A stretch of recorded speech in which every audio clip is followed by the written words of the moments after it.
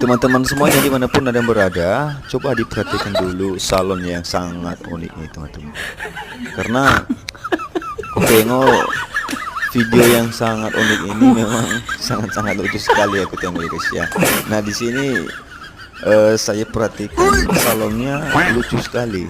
Nah ini gaya rambutnya apakah bisa?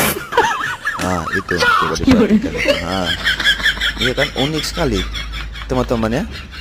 Bagaimana pendapat Anda teman-teman? Apakah teman-teman bisa buka salon seperti begini?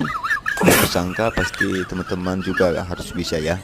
Seperti abang ini dia bisa, pasti kita juga harus bisa. Nah kalau teman-teman pengen mau belajar, ya belajar sama abang ini. Ini memang sangat unik sekali ya.